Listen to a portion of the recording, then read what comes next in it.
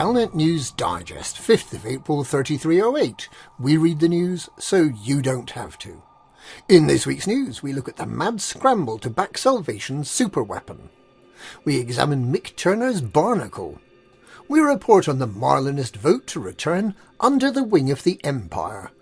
And we contemplate what commanders really want.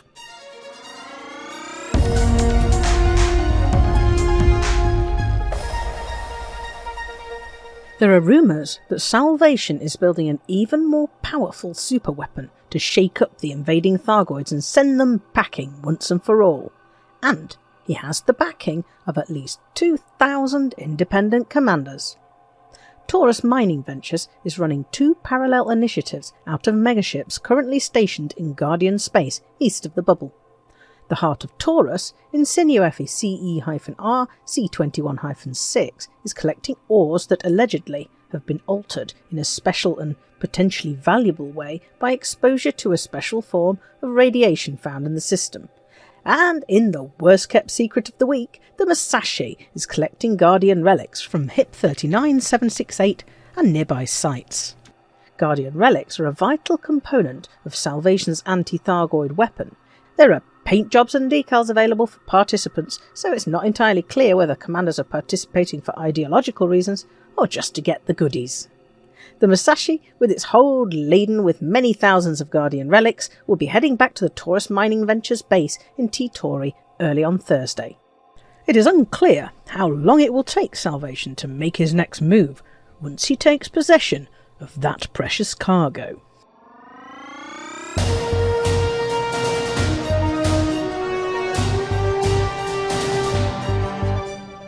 Way out in the California Nebula, an area occupied by Alliance factions and the Kumu Council's California Freeport, but where there's only one faction in each system and the normal rules of politics do not apply, on Planet 4 of the California Sector BA-A-E6 system, there's a surface base named after one of the founders of the Alliance, Mick Turner. And in the base, there's a warehouse. And in the warehouse, hidden from view, there's a Thargoid Barnacle. It's not easy to see the Barnacle. All the windows are blacked out, and no one will talk about the experiments being carried out there. Galnet News Digest used special camera techniques to see inside the warehouse, and we can confirm that the Alliance does indeed have a captive Barnacle, ripe with meta-alloy fruit, hidden away inside the base. Given their subsequent actions, there can be little doubt that the Alliance established its bases in the California Nebula because of the Barnacles there. It has a special interest in Thargoid technology and meta-alloys in particular. It has stripped Barnacles in the Witchhead Nebula and the Musca Dark region for this rare commodity. As the only power in the California Nebula, and with a string of bases that, despite a large Thargoid presence, have never been attacked, it seems that the Alliance is doing some sort of mysterious research on the organic Thargoid technology that makes meta-alloys possible. Is the Alliance in league with the Thargoids? Or are they trying to set up as an alternative supplier of meta-alloys by growing their own Barnacle sites? Can the Alliance be trusted?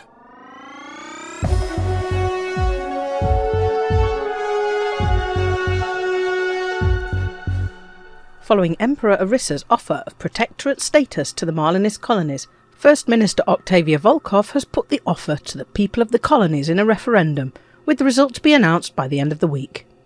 The offer would see trade, communication and defence ties established, with the Empire assisting the colonies with their defence requirements, in return for the colonists swearing allegiance to the imperial throne. They would be free to maintain their democratic ways while remaining under the imperial umbrella, and citizens would be free to meet friends and family in the Empire. There is still some resentment in the colonies over the heavy-handed treatment of the Marlinists by Senator Denton Petraeus and the Imperial Navy when the NMLA was threatening the lives of millions of Imperial subjects.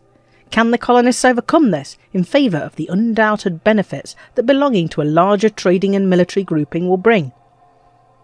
The answer to the question on the ballot paper Should the Marlinist colonies remain an isolated Republican society, or should we move beneath the Empire's protective wing?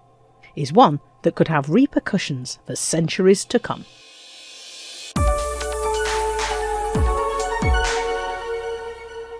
There was a time when all that commanders wanted was to get out of their spaceships and SRVs and stretch their legs.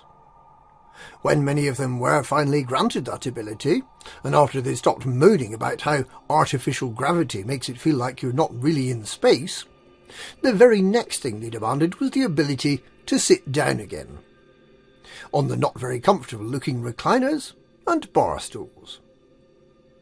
And with the opening up of fleet carriers' social zones, commanders can indeed place their padded nether regions on similarly padded seats, and all is well. Except, it's not. What's the use of a bartender who buys and sells materials, but from whom you can't buy a drink? Commanders are now demanding a selection of alcoholic and non-alcoholic beverages to order from the bartender and to sip upon as they conduct their business. And when they finally get drinks, they'll start demanding bar snacks. And where's the lunch menu? Give commanders what they ask for, and we'll soon have restaurants in space. And then they'll be glad of the artificial gravity. No one wants their drink and their filet mignon floating off into the distance. And that's this week's Galnet News. Galnet News, we read the news so you don't have to.